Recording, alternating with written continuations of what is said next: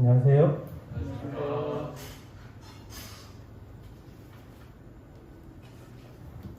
어, 엊그제 주일날 못 배웠습니다. 여기다 오는데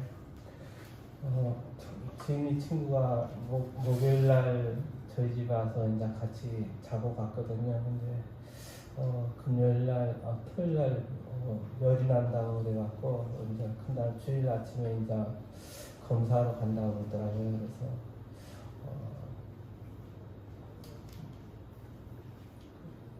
그래서 이제 어떻게 할까 해서 이제 이은기 형제님한테 이거 좀 어떻게 하면 될까 좀 물어봤는데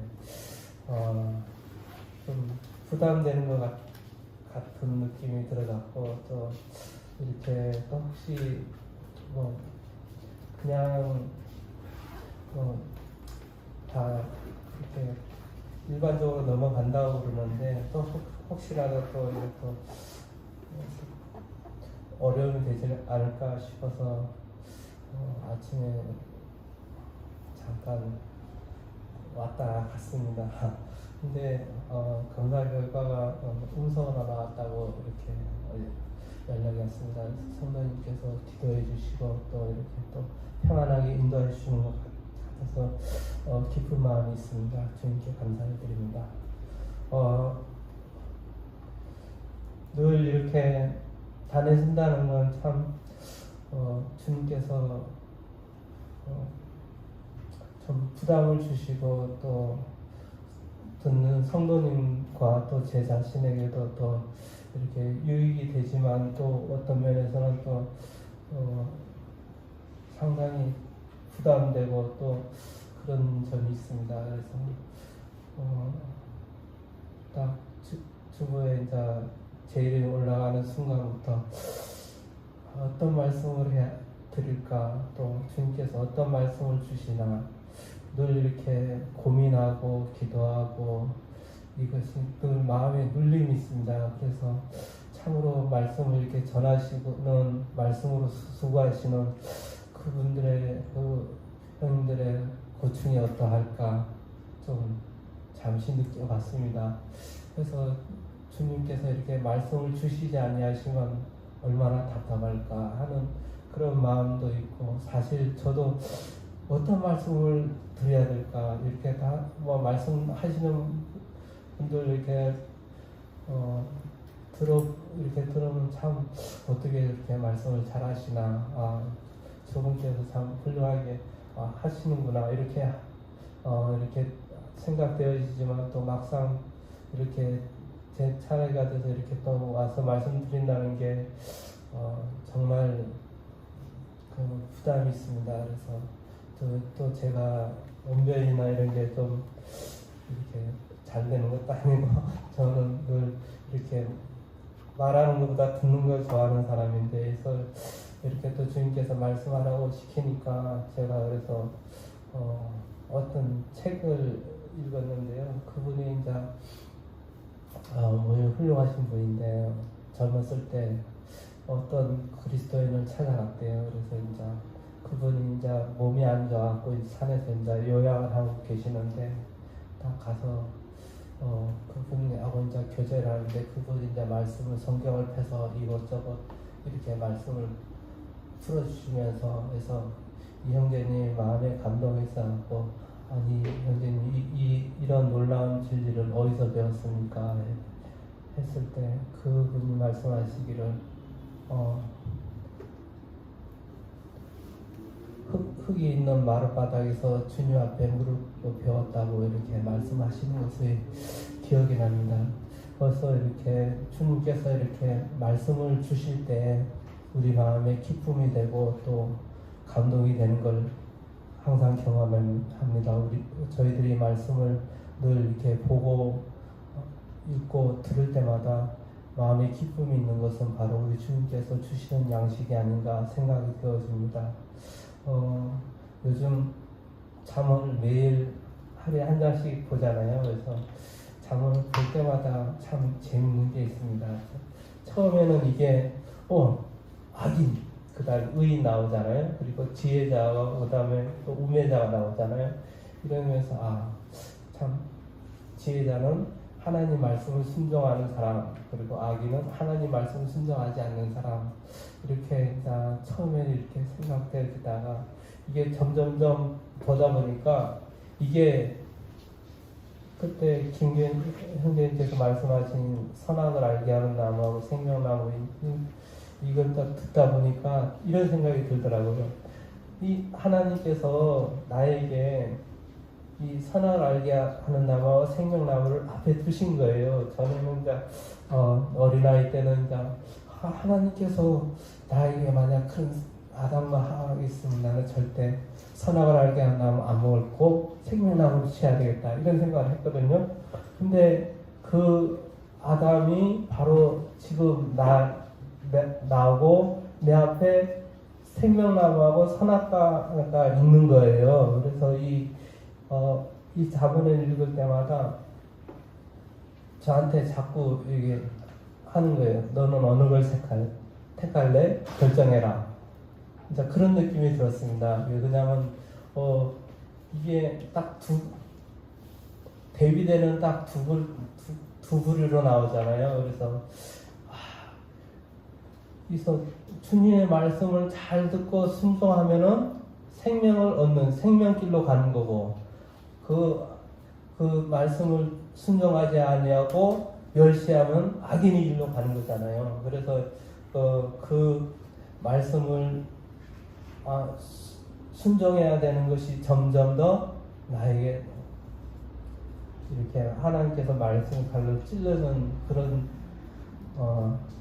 그런 게 되었습니다. 그래서 우리가 하나님 말씀을 이렇게 볼 때마다 참 기쁨이 있더라고요.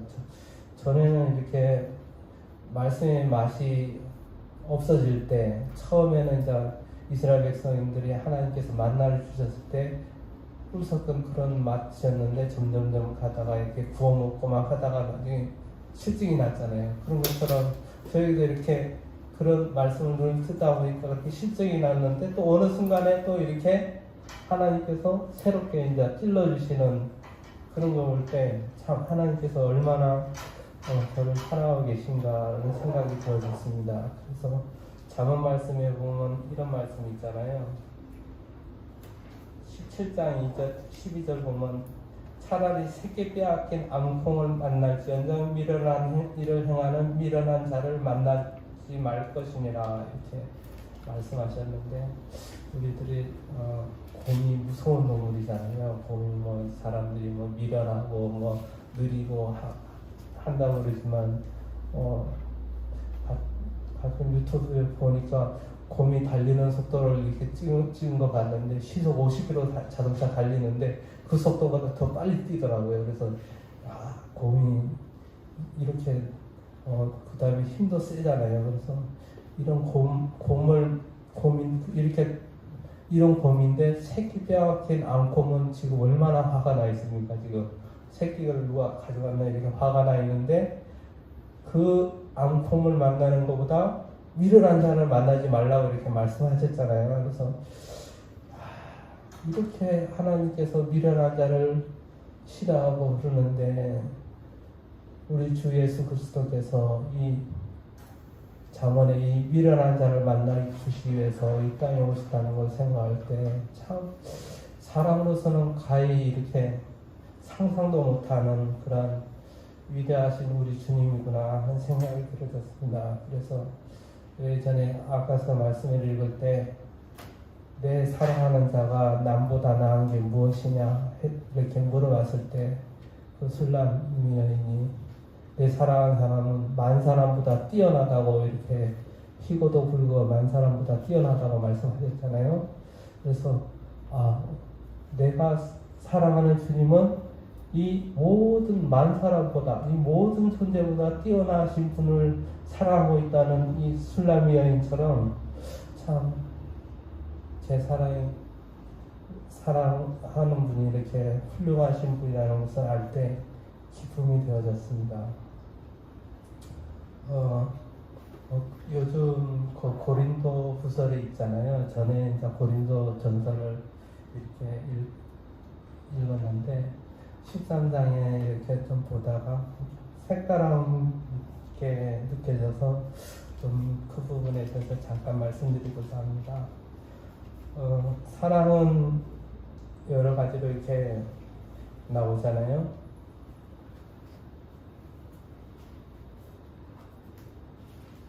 여기서 13장 1절에 내가 사람의 마음과 천사의 말을 할지라도 사랑이 없으면 소리 나는 구리와 울리는 꽹과리가 되고 이렇게 말씀하시고, 또 그 다음에 또 사랑은 이렇게 쭉 여러 가지가 나오잖아요. 그래서 우리 사람 생각에 사랑은 이렇게 좋은 면만 생각하잖아요. 그래서 저 사람이 나한테 좋게 해주고 내가 그런 건데, 사랑은 그것만이 사랑이 아니고 자기의 유익을 붙지 않는 것, 이게 가장 큰 사랑이 아닌가 하는 생각이 들어졌습니다. 여러 가지 많이 있는데, 그래서 우리가 이렇게 부부간이든 아니면 자녀든 이웃이든 이렇게 할 때 꼭 사람들은 자기의 왕이잖아요. 그것이 믿지 않는 사람은 주님이 왕이 아니라 자기가 왕이니까 자기의 모든 것이 자기 중심적으로 자기가 왕으로서 자기의 유익을 구하는데, 이 사랑은 바로 그 자기를 내려놓고 이 상대방의 유익을 구하는, 자기의 유익을 구하지 않고 주님을 구하는 그런 것이 제 생각이 되셔서 다시 한번 이렇게 제 삶 가운데 나의 유익을 구하는 게 이게 돌아보면 너무 많잖아요. 그래서 그 부분에 대해서도 이렇게 제가 좀 교훈을 받았습니다. 그리고 그 사랑 가운데 모든 것 참으며 믿으며 바라며 견디는 이러한 것이 필요하지 않나 생각되어졌습니다. 요즘 같은 시대에 더 특별히 더 그런 것 같습니다. 이런 어려움 가운데 이제 접어들고 여러 가지로 사회 환경이 그렇게 되어지는데 점점 더 세상 우리 그리스도인을 대적하고 점점 그런 것 같습니다. 그래서 말씀에 있는 대로 우리가 그 계계를 알지 못하는 것이 아니라는 말씀처럼 다 주님의 말씀 안에 그런 모든 것들이 다 이루어지기 때문에 그걸 다 알고 있지만, 그런 가운데서 또 우리가 또 견뎌야 할 부분이 있고 또 그런 것이 있는데, 모든 것을 견디는 우리 믿음 가운데 어떠한 것이 올지라도 더욱더 주님을 붙잡고 나아야 되지 않을까 하는 생각이 들었습니다. 그래서 여러 가지로 지금 실상 어려운 가운데 오면은 어쩔지 모르겠지만 주님께서 우리들의 삶을 보시고 무거운 짐을 짓게 하시고 그러잖아요. 그래서 그런 부분에 대해서도 우리가 생각하고 해야 되지 않을까 하는 생각이 들었습니다. 아까 말씀 중에 그 선악을 알게 하는 나무에 대해서 이렇게 말씀을 드렸잖아요. 그래서 그 선악을 알게 하는 나무에 대해서 이렇게 주님께서 말씀하시면서 생명나무의 실과도 따먹고 영생할까 하노라 하고, 하나님께서 그 창세기에 생명나무의 길을 막으셨잖아요. 그래서 두르거는 화염검으로 그 길을 지키게 하셨는데, 우리 인간은 이제 그대로 이제 땅을 저주하 가운데 이제 이마에 땀을 흘리면서 이렇게 먹고 살아야 되는 존재가 되었는데, 계시록 22장에 보면 우리 주님께서 생명나무의 길을 보이시고, 또 22장 1절에 보면 저가 수정같이 말른 생명수의 강을 내게 보이시고 보이니 하나님과 및 어린 양의 보좌로부터 나서 길 가운데로 흐르더라. 강 좌우에 생명나무가 있어 12가지 실과를 맺히되 달마다 그 실과를 맺히고 그 나무 잎사귀들은 만국을 소성하기 위하여 있더라. 이렇게 말씀하셨는데, 이 생명나무의 실과가 12가지가 열리잖아요. 그래서 어떤 과일이 열릴까 이제 막연하게 생각했는데 우리 주님께서 저희들에게 이렇게 주시는 열매가 생명나무 실과가 아닌가 하는 생각이 듭니다. 그래서 우리 주님으로 말미암아 모든 것이 우리 주님께 오고 또 우리 위로부터 오는 선물이 바로 우리 주 예수 그리스도로 왔다는 그런 말씀 가운데 우리가 힘을 얻고 더 나아가지 않을까 하는 생각이 듭니다. 그래서 베드로 전서에 보시면은 후서에 보시면은 생명과 경건에 속한 모든 것을 우리에게 주셨다고 말씀하셨잖아요. 그것은 바로 자기의 영광과 더불어서 우리를 부르신 자를 알므로 말미암는다고 말씀하셨는데 바로 우리 주 예수 그리스도를 알므로 이렇게 그것을 누리는 자가 되고 그 다음에 또 요한복음 17장에 우리 주님께서 기도하실 때 이렇게 말씀하셨잖아요. 내게 주신 영광을 내가 저에게 주었으니 이는 우리가 하나가 된 것 같이 저희도 하나가 되게 하려 합니다. 곧 내가 저희 안에 저희 아버지께서 내 안에 계셔 저희로 온전함을 이루어 하나가 되려 함은 아버지께서 나를 보내신 것과 또 나를 사랑하신 것 같이 저희도 사랑하신 것을 세상으로 알게 하려 함이로소이다. 이렇게 말씀하셨잖아요. 하나님께서 우리 주 예수 그리스도께 영광을 주셨는데 그 영광을 바로 또 예수 그리스도께서 저희들에게 주신 것은 바로 내가 저희 안에 또 아버지 안에서 내 안에 계시어서 온전히 하나가 되는 것을 우리 이루기 위해서 이렇게 또 주셨고 또 그것으로 말미암아 아버지께서 나를 사랑하신 것과 또 나를 사랑하신 것 같이 저희도 사랑함을 세상으로 알게 한다고 이렇게 하려 함이라고 말씀하신 것처럼 하나님께서 이렇게 사랑하는 것을 바로 우리 주 예수 그리스도를 통해서 보여주셨다는 것을 통해서 너무 저희들의 마음이 또 제 마음에 감동이 있습니다. 하나님께서 이러한 사랑을 주셨다는 것에 대해서 우리가 이 말씀을 믿고 의지하면 그것이 바로 나의 것이 되지만 믿지 아니하고 거부하고 불신하면은 이 말씀이 이루어지지 않는 거잖아요. 우리가 하나님 말씀을 듣고 순종할 때 그것이 바로 하나님께서 우리에게 주신 복이 아닌가 하는 생각이 듭니다. 그래서 그렇게 말씀으로 나아갈 때 세상에 그러한 어떠한 것도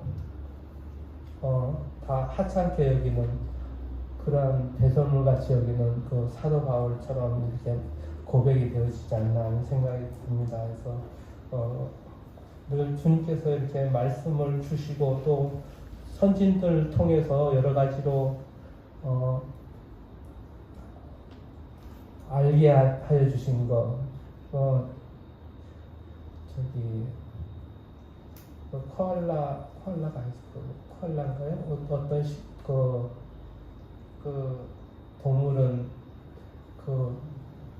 유카리 나무인가요? 그거만 먹는다고 그러더라고요. 근데 그것이 독이 있어갖고 이게 먹으면은 이게 다른 동물은 못 먹고 그것만 먹는데 이제 새끼가 태어나면 새끼는 거기에 대한 적응이 없다고 이렇게 그러더라고요. 그래서 이제 어머니가 이렇게 어미가 이렇게 씹어갖고 이렇게 그 새끼한테 주면 이제 그걸 받아먹고 이제 이렇게 자연스럽게 어미한테 이렇게 그런 적응할 수 있는 그런 요소도 이렇게 같이 한다고 이런 들었는데 우리 선진들이 이렇게 장사하는 사람들이 이렇게 다 말씀을 잘 분별해서 우리 저같이 이렇게 어린 자가 이렇게 먹을 수 있도록 이렇게 잘 준비해서 씹어서 이렇게 딱 주면은 먹으면은 또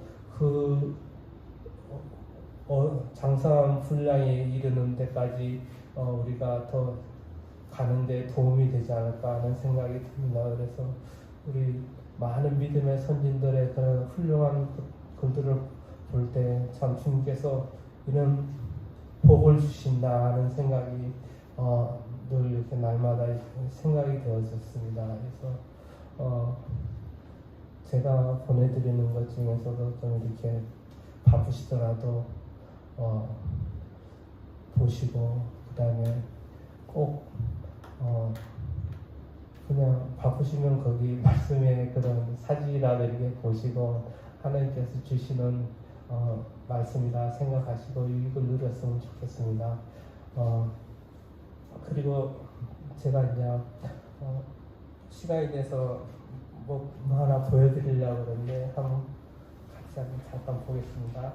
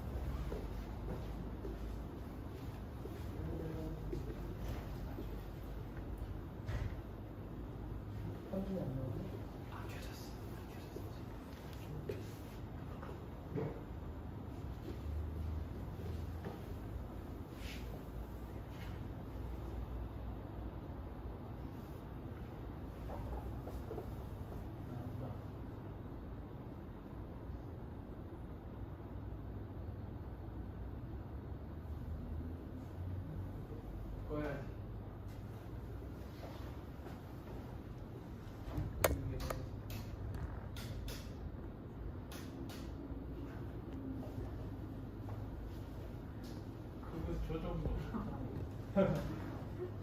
여기 화면 나오는데 여기는 안 나왔네. 뭐 눌러야 돼?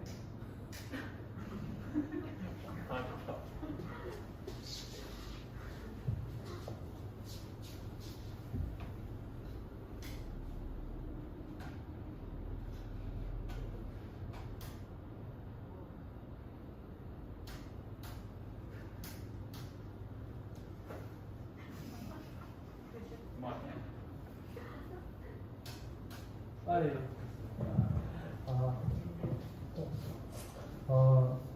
도시에 살면서 좀 시골 분위기가 한번 느껴보시라고 잘 사진 몇 장 찍어 왔습니다. 이거 민들레입니다. 이거 모이. 좋아하시는 분 이거 스스나물인데 요건 로벨리아. 이건 예전에 영생자매님 주신 거 페레이 꽃이라고요. 이거는 페추니아. 이건 아까 그 로벨리아 거거든요. 똑같은 얘는 뭐라고 하지? 이름이 갑자기 생각이 안 나네요. 우리 어렸을 때 시골에 그 빗자리 나무. 이거는 무화과. 다 됐습니다. 더좀 보여주시죠. 아니. 몇 장만 보여드렸습니다. 앞만 보여주시죠.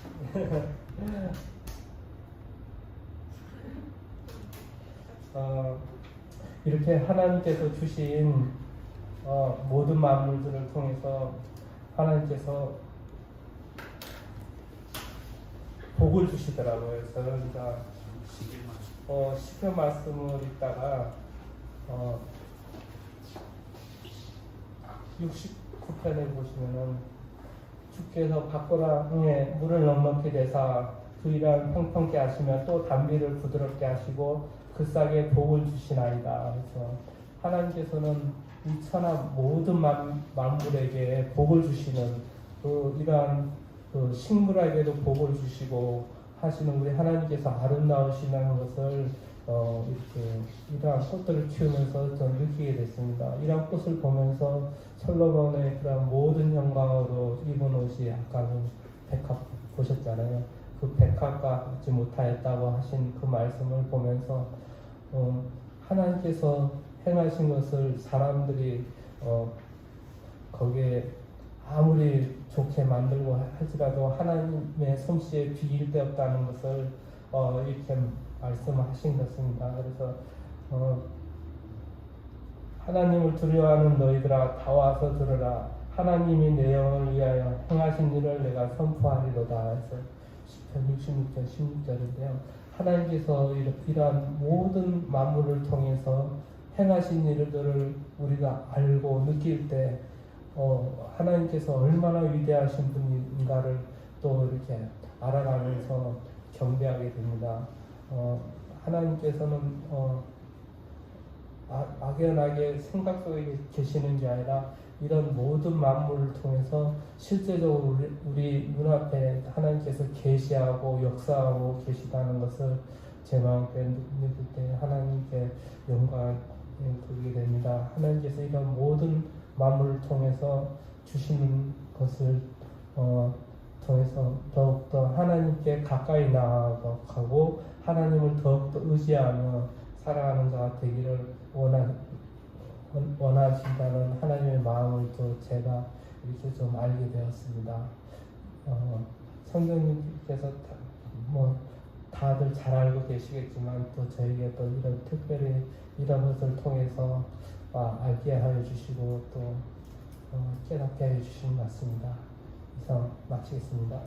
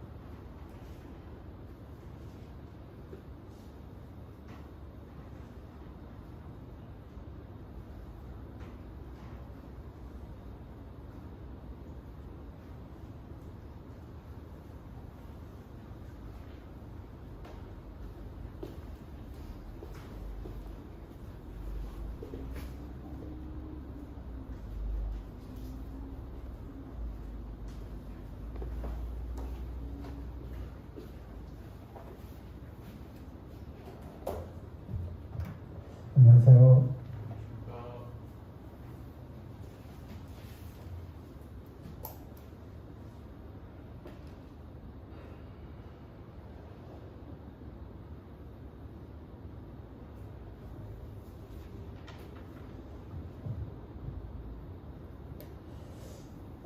한 번도 겪어보지 않은 일들을 많이 지금 겪고 있는 것 같습니다. 특별히 팬데믹 시대에 또 어떤 분들은 이것이 과연 팬데믹이라고 불리워질 만한 것인가에 대한 의문을 제기하는 분들도 계십니다. 이제는 뭐가 뭔지 잘 모르는 그래서 어떤 정부의 발표나 또는 어떤 통계 자료나 또 서로 이것은 진짜이고 저것은 가짜이다라고 하는 진짜 뉴스, 가짜 뉴스의 그 분별하는 기준도 모호하고 그래서 우리 성도님들은 어쨌든 주님이 교회에 주시는 그러한 영적인 분별과 또 세상을 바라보는 그러한 눈과 또 주님이 주시는 지혜와 또 분별력과 또 사고력과 이런 것들을 기반으로 해서 교회가 제시하는 교회가 알려주는 이러한 정보들 그리고 무엇보다도 성경적인 말씀에 기초한 이러한 분별력을 우리 스스로가 갖춰 나가야 되지 않나 이런 생각을 해보게 됩니다. 알려주는 또 알려지는 것이 사실이 아니다라고 하는 그러한 의문을 갖고 모든 뉴스와 모든 그러한 정부의 발표들을 우리는 그 이면에 숨겨져 있는 의도와 함께 이제 분별하는 그런 분별력을 가져야 될 때다, 이런 생각을 해보게 됩니다. 우리는 빛의 자녀이기 때문에, 그리고 우리에게는 감추어진 것이 없기 때문에 이런 것들을 잘 분별할 수 있는 그러한 성령님의 능력이 또한 우리 안에 있습니다. 어두움을 물러가게 하는 것은 빛이 비추면 어두움은 물러가게 되어 있습니다.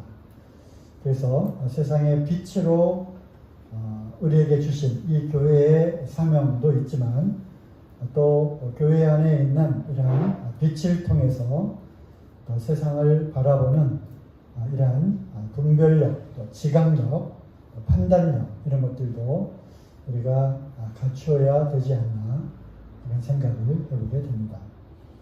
지난주에 광고 시간에 짧게 말씀을 드린 대로 이제 지금 거리두기 4단계 이 건은 정말 아무리 생각을 해보아도 정말 너무나 이상하다라고 하는 생각을 갖지 않을 수가 없고, 어떤 형평성의 문제와 또는 어떤 과학적인 근거나 이런 것들이 아니라 어떤 세부적인 것에서는 디테일하고, 그렇지 않은 것에서는 너무나 구멍이 뻥뻥 뚫려 있는 허술함, 그리고 과학적이고 의학적인 근거가 아니라 무언가 어떤 정치적인 논리가 많이 담겨져 있는 그런 조치가 아닌가, 그런 생각을 해보게 됩니다.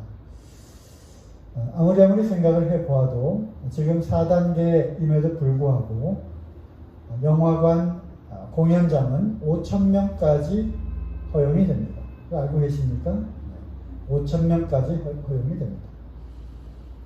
지하철과 버스는 아무런 제재가 있지를 않습니다.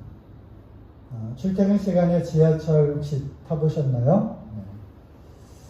그리고 6시라고 하는 정말 알 수 없는 그런 기준을 놓고 6시까지는 4명, 6시가 넘어가면 2명만 허용합니다. 참 이러한 우스운 그러한 방역 지침을 내려놓고 있습니다. 그런 가운데 또 요즘에 또 이야기가 나오고 있는 것이 스포츠센터, 헬스장에서는 러닝머신을 이렇게 걷고 달릴 때 6km, 시속 6km 이상을 넘어서는 안 된다. 그리고 집단으로 이렇게 체조하고 필라테스니 요가니 이러한 에어로빅이니 이런 데에 트는 음악은 분당 얼마 비트 이상의 음악은 틀어서는 안 된다. 굉장히 디테일하죠.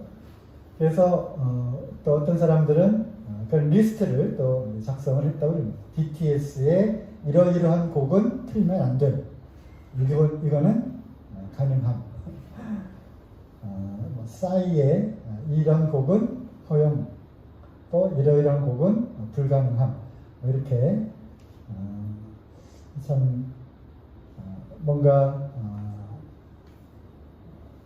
별것 아닌 것에는 아주 디테일한 그러한 지침을 가해놓고, 또 그렇지 않은 실생활에 필요한 것들뿐만 아니라 이제는 교회에는 무조건 온라인 예배만 허용함이라고 하는 근거 없는, 그리고 다른 형평에 맞추어서 한다면 면적 얼마당 몇 명 이하라든지, 또는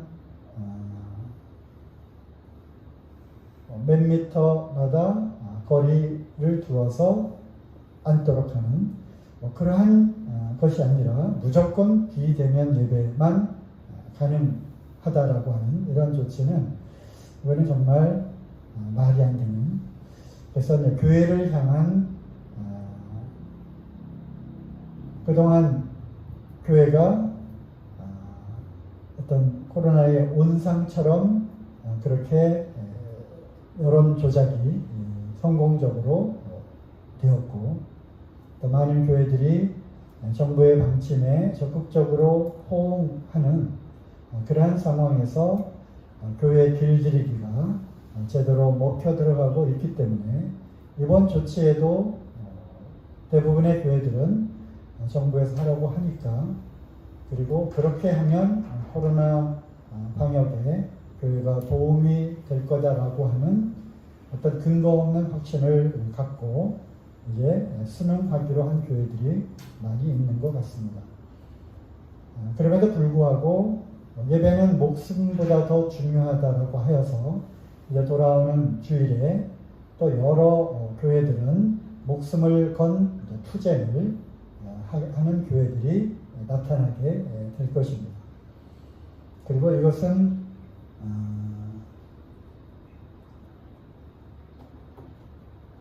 무슨 권이죠? 네. 우리도 예배를 목숨보다 더 중요하게 생각하는 다른 기성 교회보다 훨씬 더 우리는 예배를 더 목숨보다 중요하게 여기죠. 그렇죠? 그렇다면 이제 우리의 선택은 무엇이어야 하겠는가 하는 생각을 또 해보게 됩니다. 앞으로 이제 며칠 이제 남았는데요. 돌아오는 주일에 과연 나는 어떤 선택을 할 것인가에 대한 주님 앞에서의 우리 각자의 믿음과 또 주님 앞에서의 우리의 행보를 스스로 결정해야 되는 그런 때가 이제 왔다고 생각을 합니다. 그러면서 이제 여러 가지 생각들을 해보게 되죠.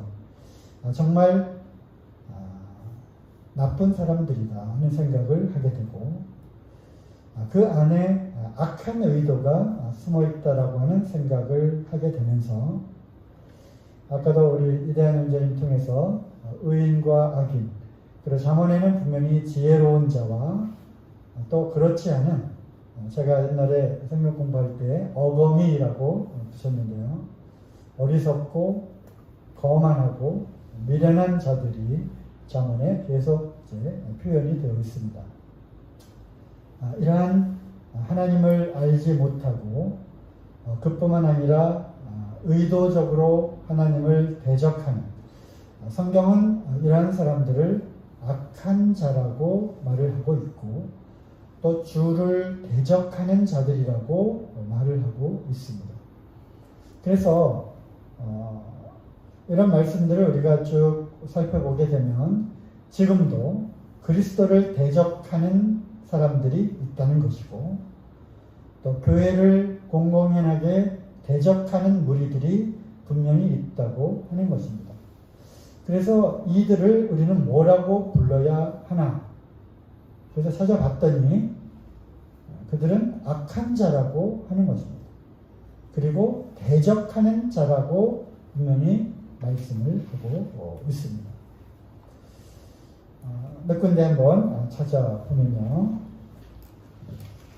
우리가 잘 아는 시편 1편부터 시작이 되죠. 복 있는 사람은 으로 시작되는 시편 1편에 보면, 그러나 악인은 그렇지 아니하며, 이 말씀 아시죠? 1장 1편 4절에 악인은 그렇지 않으며 오직 바람에 나는 겨와 같도다. 그러므로 악인이 심판을 견디지 못하며 죄인이 의인의 회중에 들지 못하리로다. 대저 의인의 길은 여호와께서 인정하시나 악인의 길은 망하리로다. 성경은 분명히 의인과 악인을 구분하고 있다고 하는 것입니다. 아까 이제 선악과 말씀도 우리가 이제 들었지만, 결국 우리가 어떻게 보면 우리 모두가 참 죄인으로 태어나서 로마서 6장에 있는 말씀처럼 우리가 죄인이었고요. 그리고 하나님과 원수가 된 그런 자였죠.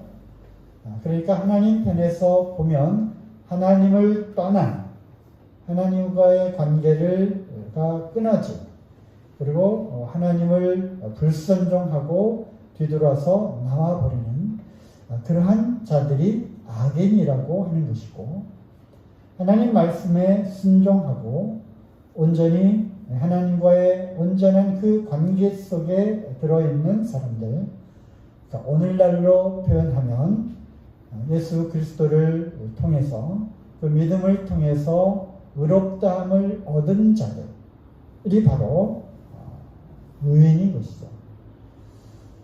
그렇지 않은 일반 내추럴한 일반 모든 죄인들은 결국 하나님의 눈에는 악한 자로 그렇게 나타나 있는 것입니다. 또 다윗의 많은 그러한 시들을 보게 되면 다윗이 계속 어떤 위경에 처해 있었을 때, 또 쫓김을 당했을 때, 또 다윗을 해치고자 하는 그러한 수많은 무리들에 의해서 둘러싸여 있는 또 추격을 당하고 또 자기의 생명을 노리고 있는 또는 전쟁 가운데 이제 죽이고 또 죽이지 않으면 죽는 거죠, 그죠? 전쟁 그러한 거니까. 그러한 상황에서 다윗이 시편 속에서 표현한 그 단어들, 그것이 바로 악한 자, 원수들, 나의 대적들 이렇게 표현을 하고 있습니다.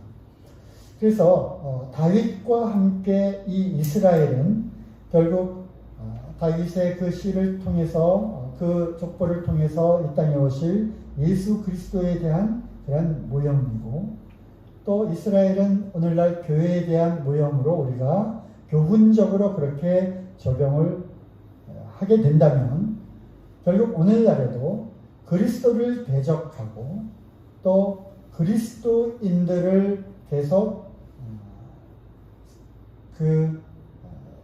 죽이고자 하는 또 해치고자 하는 올무를 놓고 함정을 파서 해치고자 하는 그러한 무리들이 있다고 하는 것이고 그것은 다윗의 시편의 표현대로 그들은 악한 자들 그리고 그들은 대적하는 자들이고 그들은 또 원수라고 하는 것입니다. 그러므로 우리가 알아야 되는 것은 오늘날에도 이 교회를 향해서 대적하고 또 교회에 원수들이 있고 또 교회를 해하려는 그런 악한 자들이 분명히 있다고 하는 것입니다.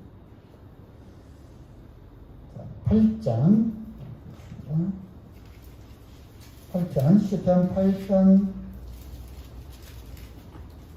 2절 이건 잘 아시는 그러한 시편 말씀이죠. 여호와 우리 주여 주의 이름이 온 땅에 어찌 그리 아름다운지요. 1절요.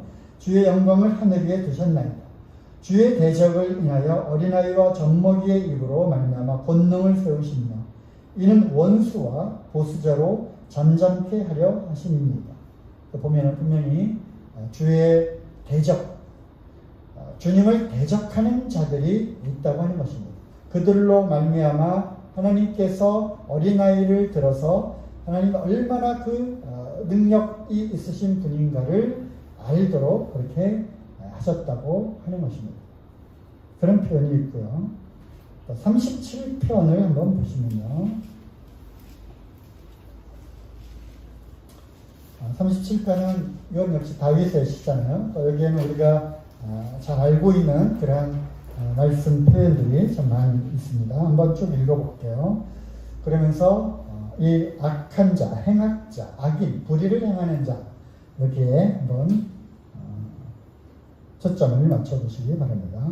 행악자를 인하여 불평하지 말며 불의를 행하는 자를 투기하지 말지어다. 저희는 풀과 같이 속히 배임을 볼 것이며 푸른 채소같이 세전할 것이미로다. 여호와를 의뢰하여 선을 행하라. 땅에 거하여 그의 성실로 식물을 삶을지어다. 그래서 결국 행악자들이 있고 악한 자들이 있다고 하는 것이고, 그럼에도 불구하고 우리는 그 신실하신 하나님께 우리의 길을 의탁하고 맡기라고 하는 것입니다. 그리고 그것에 대한 심판은 심판자이신 하나님의 손에 있는 것이기 때문에 지금 당장 그 행악자들에 대한 심판이 이루어지지 않는다 할지라도 불평하지 말라. 하나님께서 그것을 알고 계시고 보고 계신다. 그들의 그 결과는 비록 지금 그들이 부귀영화를 누리고 또 잘 나가는, 그들이 뭐 잘 먹고 잘 살고 승승장구하는 것처럼 보일지라도 결국에는 심판자이신 그 하나님께서 행악자들을 심판하실 거다라고 하는 그런 말씀이죠. 7절이요. 여호와 앞에 잠잠하고 참아 기다리라. 자기들이 형통하며 악한 꾀를 이루는 자를 인하여 불평하지 말지어다. 분을 그치고 노를 버리라. 불평하여 말이라. 행하게 치우칠 뿐이라. 그래서 때로는 이러한 우리의 이러한 현실을 우리가 보게 될 때 어떤 때는 참 화가 치밀 때가 참 많이 있어요. 정의가 어디로 갔고요. 그래서 불의가 지금 판을 치고 있는 그런 세상에 우리가 살고 있습니다. 공의가 이미 없어졌고요. 네 편, 내 편에서 내 편은 어쨌든 용서하고 남의 편은 그리고 반대하고 적대시하는 그러한 반대 세력들은 무조건 잘못된 것이고 그 씨와 그 싹을 아예 짓이겨 밟아버리는 이러한 지금 상황에 살고 있잖아요. 그래서 정의와 공의가 사라진 그런 세상을 우리가 보고 있으며 또 무능하고 부패한 그리고 정의롭지 못한 이러한 일들을 보게 될 때 특별히 이러한 코로나 사태를 거치면서 이 교회를 향한 그들의 그 분노 또 그들의 해치고자 하는 이러한 숨은 의도들을 또 그러한 정책들과 그러한 법들을 마구잡이로 그냥 막 통과시키는 이러한 일들을 볼 때 정말 거룩한 분노가 일어나게 됩니다. 그러면서 이거 가만히 있어서는 안 되겠다. 이런 생각도 들고요. 어떻게 해야 되는 것 아니냐? 이러한 생각이 들 때도 있지만 이 말씀처럼 여호와 앞에 잠잠하고 참아 기다리라. 자기들이 형통하며 악한 꾀를 이루는 자들이 있는데 그들로 인하여 불평하지 말라는 것입니다. 분을 그치고 노를 버리라. 불평하여 말라. 행하게 치우칠 뿐이라. 9절 대저 행악하는 자는 끊어질 것이나 여호와를 기대하는 자는 땅을 차지하리로다. 잠시 후에 악인이 없어지리니 네가 그것을 자세히 살필지라도 없으리로다. 그리고 16절에도 악인이 나오고요. 17절에도 악인이 나옵니다. 20절에 악인은 결국 멸망을 당하고 여호와의 원수는 하나님의 원수가 있다고 표현이 되어 있죠. 하나님을 대적하는 자들은 어린 양의 기름같이 타서 연기되어 없어지리로다. 악인은 꾸고 갚지 아니하나 의인은 은혜를 베풀고 주는도다.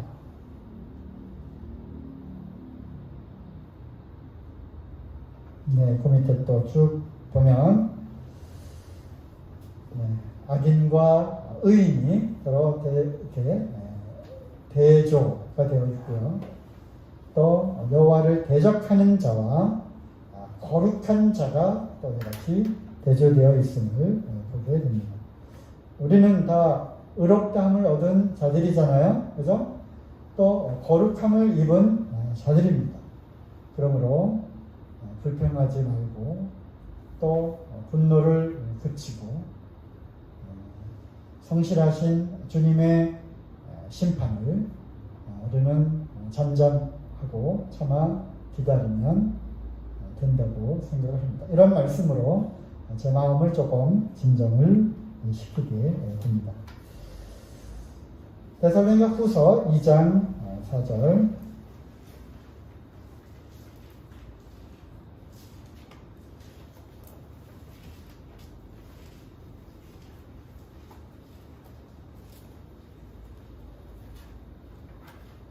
데살로니가 후서 2장 4절 저는 대적하는 자라. 이 적그리스도의 그 나타날 것에 대해서 말씀하고 있는 부분이죠. 저는 대적하는 자라. 영어로는 이제 안티크라이스트 이렇게 표현이 되어 있죠. 범사에 일컫는 하나님이나 숭배함을 받는 자 위에 뛰어나 자존하여 하나님 성전에 앉아 자기를 보여 하나님이라 하느니라. 그래서 오늘날 이제 많은 적그리스도들이 나타났고요.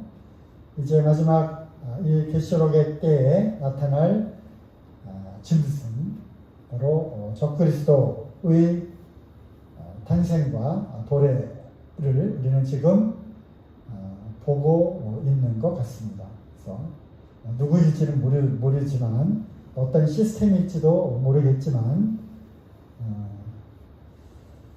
어쨌든 대적하는 그러한 자와 그를 따르는 세력들이 이제 나타나서 교회를 핍박하고 또 그들이 갖고 있는 그 권세를 통해서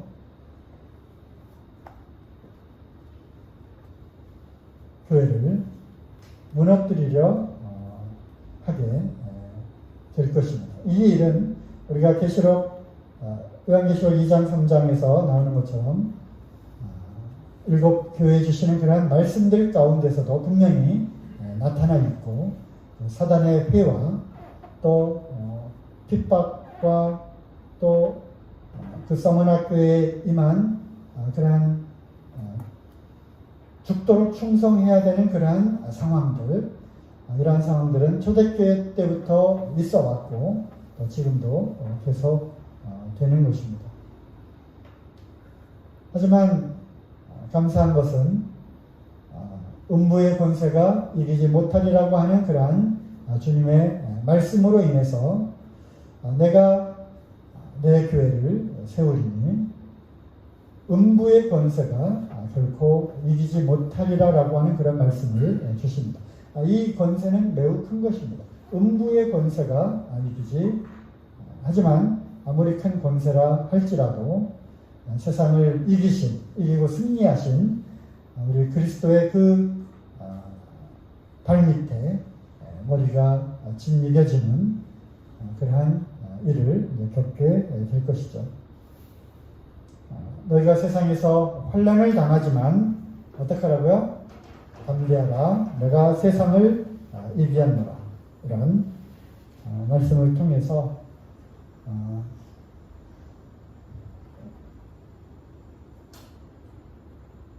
하나님을 믿지 않고 알지 못함으로 믿지 않는 그러한 사람들 뿐만 아니라 의도적으로 또 고의적으로 그 안에 그들을 조종하고 있는 악한 마귀의 계략, 우리는 그것을 알고 있잖아요. 그렇죠? 고린도 교회에 침투한 그런 마귀의 괴계를 우리가 알지 못하는 바가 아니잖아요.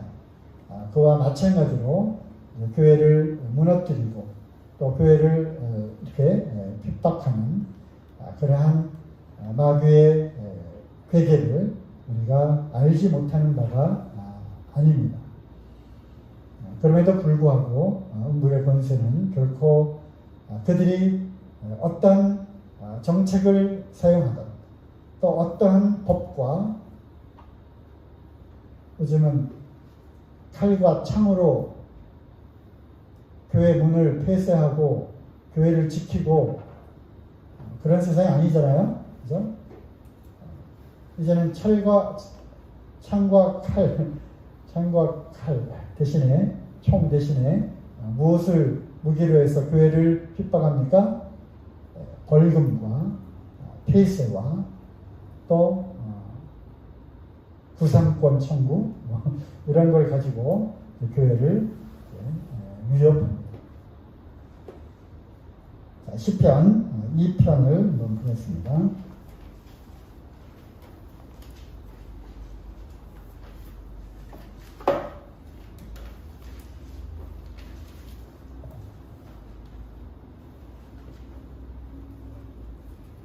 시편 2편은 그 닉네임이 있어요.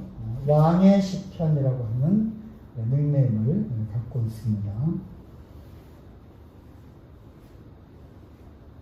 어찌하여 열방이 분노하며 민족들이 허사를 경영하는고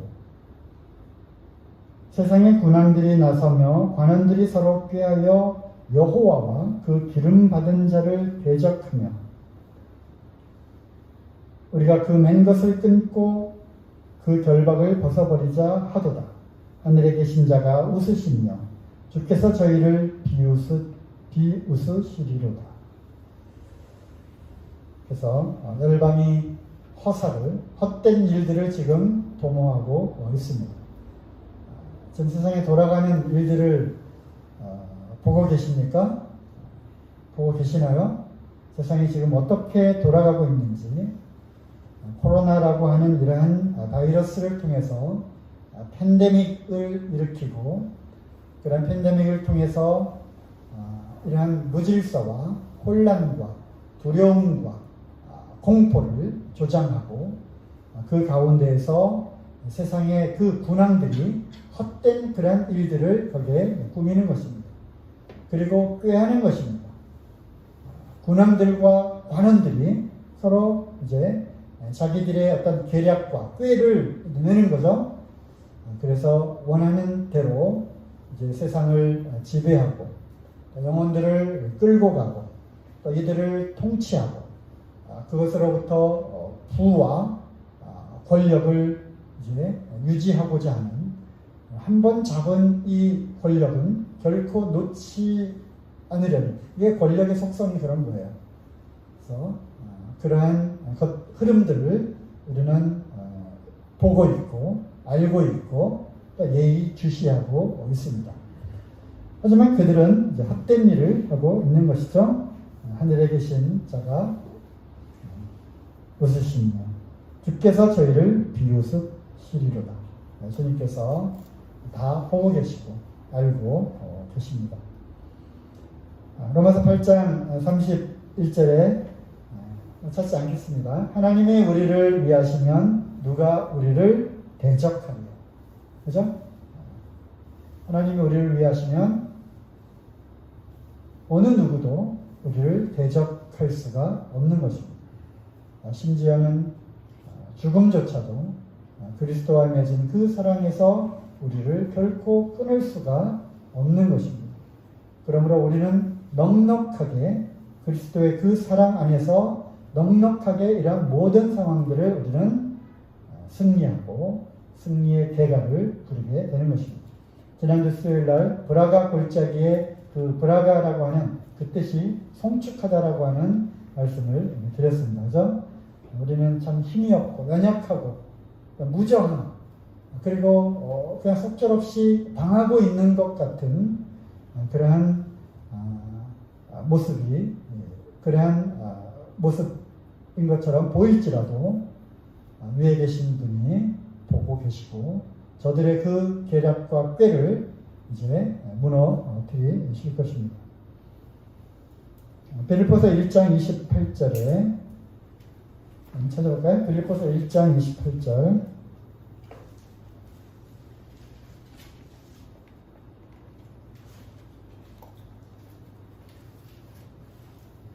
아무 일에든지 대적하는 자를 인하여 두려워하지 아니하는 이 일을 듣고자 합니다. 이것이 저희에게는 멸망의 증거요 너희에게는 구원의 증거니 이는 하나님께로부터 난 것입니다. 어떤 일에든지 대적하는 자들이 있어 왔고 또 나로 인하여 너희가 세상으로부터 환난을 당하고 핍박을 당할 것이라고 주님이 말씀을 하신 것입니다. 베드로전서 5장 8절에 너희 대적 마귀가 우는 사자와 같이 두루다니며 삼킬 자를 찾는다고 했습니다. 그래서 대적, 우리의 대적은 누구입니까? 마귀입니다. 그리고 이 마귀가 자기의 사람들을 통해서 또 마귀의 영으로, 귀신의 영으로 충만한, 즉 성령의 영으로 충만한 그리스도인들을 대적하는 그러한 악한 영들이 하나님을 대적하는 그러한 사람들 속에서 온갖 꾀와 지략과 또 세계를 지배하려는 그러한 야욕을 품고 맹렬하게 달려올지라도 우리는 끄떡 없습니다. 모든 것을 하나님께 맡기고 잠잠하여 참아 기다리면 주님께서 형통케 하는 그런 일들을 우리에게 보여주실 것입니다. 다만 우리가 해야 될 일은 죄와 죄인을 구별해야 하듯이, 그죠? 하나님은 죄는 미워하시지만 죄인은 사랑하셨음을 우리가 기억해야 합니다. 세상은 우리를 핍박하지만 하나님의 세상을 이처럼 사랑하신 그 세상이라고 하는 것은 세상 사람들인 것입니다. 마태복음 5장에도 너를 위하여 핍박하는 자를 위해서 어떻게 하라고요? 기도하라고 말씀하셨고요. 원수를 사랑하라고 말씀하셨습니다. 우리는 그 뒤에 숨어있는 대적하는 그 마귀를, 그 마귀의 영을 우리는 간파하고 마귀를 대적하는 것이지 우리가 사람들을 미워하고, 즉 우리를 핍박하는 자들이 우리의 원수가 아니라 그들이 그 악한 자들에게도 하나님은 이른 비 늦은 비를 동일하게 내려주시잖아요.